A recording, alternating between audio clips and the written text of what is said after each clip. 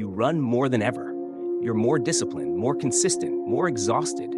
And yet, you're getting slower, not faster. What if the real reason you're stuck isn't lack of effort, but that your body has quietly adapted to become perfectly slow? There is a question that haunted me for a long time, long before I ever thought about turning into a video. How is it possible that someone can run 80, 100, even 130 kilometers a week, sacrifice mornings, weekends, family time, and still stand at the marathon finish line staring at a clock that says 4 hours, or worse, just barely under it, destroyed Dovers? And at the same time, how can another runner, someone who barely logs 55 kilometers a week, cross that same line calm, controlled, finishing in 3 hours and 30 minutes? When I first noticed this, it felt almost offensive. It didn't just break logic, it broke something deeper. Because if effort truly mattered the way we were taught, this should not have happened. Yet it happens every single year, in every major marathon, quietly, over and over again. And that's when an uncomfortable thought started creeping in. What if the problem isn't a lack of discipline? What if it isn't genetics, talent, or mental toughness? What if the very thing we've been told to do more of is slowly working against us? Before we go any further, if you care about understanding your body instead of blindly exhausting it, subscribe to the channel. This channel exists to bring clarity, not hype. And your support is what allows these conversations to continue. Because once you see what's really happening beneath the mileage, you can't unsee it. And by the end of this video, the way you look at your training may never be the same again. My first real question, what if more is better is a lie? That question didn't just linger in my head, it slowly changed the way I looked at everything I had been doing up to that point. Because once you seriously consider that more effort might not equal better results, you're forced to look at the beliefs you've been following without ever questioning them. I realized how deeply I had bought into the idea that progress in running was linear. More miles meant a bigger engine. Slower runs meant safety. Fatigue was just the price of commitment. That logic felt responsible, even mature. And like most runners, I trusted it without hesitation. So I did exactly what the system rewarded. I ran more.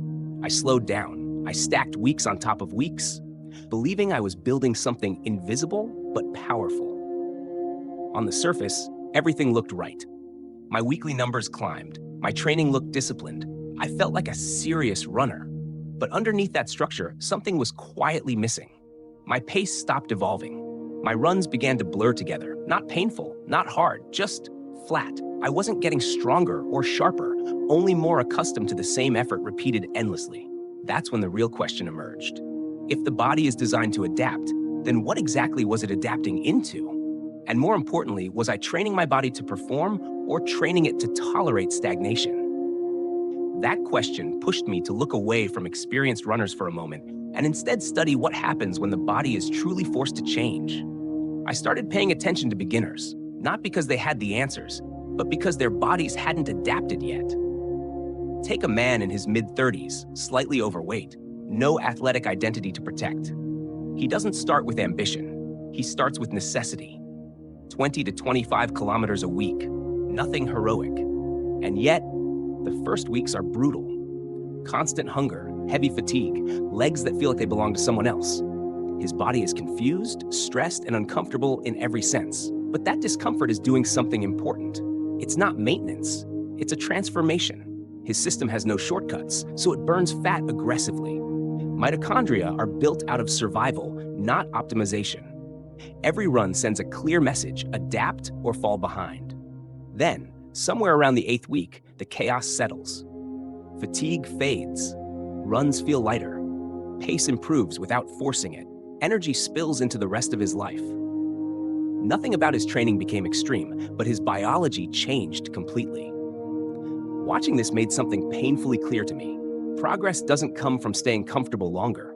It comes from challenging the body just enough that it has no choice but to become something new. And once I understood what real adaptation looked like, it became impossible to ignore what was happening at the other end of the spectrum. I began to look at experienced runners, including myself, the ones logging massive weekly mileage year after year. On the surface, everything appeared solid. Long runs were no longer intimidating. 2-hour outings felt routine. Recovery was fast enough to repeat the same effort the next day. It looked like fitness. It felt like consistency. But the more I paid attention, the more I realized something wasn't right. Nothing was changing anymore. Pace stayed flat. Stride felt muted. Every run existed in the same narrow band of effort, comfortable enough to survive, demanding enough to feel productive. The body wasn't being challenged, it was being accommodated. That's when a hard truth surfaced. When an activity becomes easy to repeat every single day, it stops being a stimulus, it becomes a habit. The body solves that problem once, then spends the rest of its time optimizing for efficiency, not performance. What we often call dedication in high-mileage runners is sometimes just biological adaptation, doing exactly what it's designed to do. Not building speed, not building power, but perfecting the art of going nowhere, very efficiently. That realization forced me to stop blaming motivation or willpower and start asking a much more precise question. What is the body actually doing in response to this kind of training? The answer lies in a simple but unforgiving biological rule. The body adapts specifically to the demands you impose on it. It doesn't negotiate, and it doesn't care about your goals. It only responds to repetition. When you ask it, day after day, to move slowly for a very long time, it listens carefully and reshapes itself to do exactly that as efficiently as possible. At a cellular level, speed becomes unnecessary. Fast, powerful muscle fibers gradually lose relevance, while slow, economical fibers take over. The nervous system follows the same logic. Signals become quieter, recruitment becomes conservative, and movement becomes restrained. Nothing feels broken, but something essential goes missing. Running starts to look more like a survival motion than purposeful propulsion. What struck me most was how logical this process actually is. The body isn't sabotaging you, it's protecting energy. It's learning that explosiveness is wasteful and that urgency isn't required. Over time, elasticity fades, sharpness dulls, and speed feels foreign, almost intrusive. The uncomfortable truth is this: when you train your body to be economical above all else, it will succeed. The problem is that the economy alone does not win races. And once I understood how deeply this kind of training reshapes the body, I realized the damage wasn't limited to speed or performance. It went much further than that. This is the part almost no one wants to talk about, because it forces you to look beyond race times and confront how you actually feel as a human being. When training volume stays chronically high without enough true intensity or recovery, the body remains in a low-grade stress state. Cortisol doesn't spike and fall anymore. It stays elevated quietly day after day. At first, you don't notice it. You're still running, you're still functioning, but slowly things change. Muscle doesn't respond the way it used to. Fat settles in places that don't make sense given how much you train. Sleep becomes lighter. Focus slips. Motivation fades, not because you don't care, but because your system is constantly drained. What unsettled me most was the identity shift. You stop feeling athletic. Not weak, just flat. Like your body is always bracing, never expressing. You're doing more than ever, yet feeling less capable, less sharp, less alive. That's when it clicked. This wasn't a discipline problem. It wasn't aging. It was biology responding exactly as designed to prolonged, unresolved stress. And no amount of mileage can outrun that reality. That realization left me with a choice. Either accept this slow erosion as the price of endurance, or interrupt the pattern and see if the body could remember another way to move. The first step wasn't dramatic, but it was uncomfortable. I cut volume sharply. Not because I wanted to do less, but because I wanted every kilometer to matter again. Going from triple-digit weeks down to something closer to 60 felt almost irresponsible at first, like I was breaking an unspoken rule. But very quickly, something changed. The constant background fatigue began to lift. Space opened up for adaptation instead of survival. Then came intensity, real intensity, not rushed running or ego-driven pain. Short intervals that demanded focus.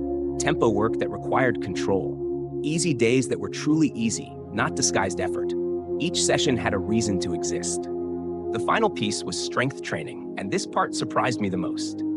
Heavy weights, slow and deliberate, forced my nervous system to wake up. Muscles that had gone quiet started responding again. There was a sense of connection, of intent, that I hadn't felt in years.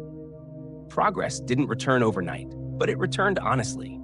Speed felt earned instead of forced. Running stopped feeling like something I endured and started feeling like something I expressed. That's when I knew the body hadn't lost its potential. It had just been waiting for a clearer signal. As the body began to respond again, I expected the biggest change to show up on the watch. But that wasn't where the shift truly revealed itself. What surprised me most was time. Before, high mileage quietly consumed my life. 13 hours a week disappeared into runs that left me tired but unchanged. Training dictated my schedule, my energy, and often my mood. I told myself that was commitment, that this was simply what serious running required. Now, with lower volume and clearer structure, everything recalibrated. About 7 hours a week, including strength work, suddenly felt sufficient. Not rushed, not overwhelming, just intentional. The hours I gained back weren't empty. They were restorative. Sleep improved. Conversations felt lighter. I wasn't constantly counting the minutes until my next run or recovery window. Running stopped competing with the rest of my life and started supporting it. And as balance returned, so did a sense of identity I hadn't realized I'd lost.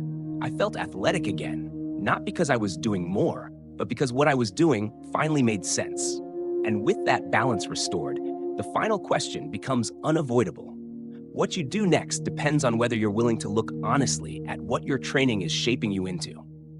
You can keep adding miles, trusting that effort alone will eventually override biology, even when every signal says otherwise. You can stay busy, exhausted, and hopeful, waiting for a breakthrough that never quite arrives. Many runners choose this path, not because it works, but because it feels familiar. Or you can pause long enough to change the conversation. You can start asking why each session exists, what adaptation it's meant to create, and whether your body is actually receiving the message you intend to send. That shift doesn't require perfection, but it does require awareness.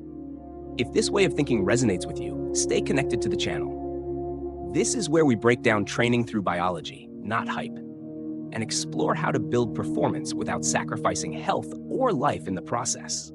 Don't just run on autopilot. Train with intent, because the body is always adapting, and the direction it takes is ultimately your choice. When I look back at this journey, the lesson is surprisingly simple, yet deeply uncomfortable to accept. Effort alone is not a guarantee of progress. The body doesn't reward sacrifice, time spent, or suffering. It responds to clarity. It adapts to what you repeatedly ask of it, whether that leads you forward or quietly holds you in place. When training becomes automatic, comfort can disguise itself as commitment, and exhaustion can masquerade as dedication. The real breakthrough happens when you stop chasing more and start demanding better. Better signals, better recovery, better intention behind every action. This doesn't apply only to running. In work, relationships, and health, doing more of the wrong thing rarely leads to growth. Progress comes from alignment, not accumulation. If you take the time to ask what your habits are shaping you into, you regain control of the direction you're moving. I'm curious to hear your perspective. Do you believe training smarter matters more than training harder? Or do you think effort should always come first? Leave your answer in the comments so everyone can learn from different viewpoints. And if this kind of content speaks to you, please subscribe to the channel. Your support is what allows me to keep creating thoughtful, science-driven videos like this one.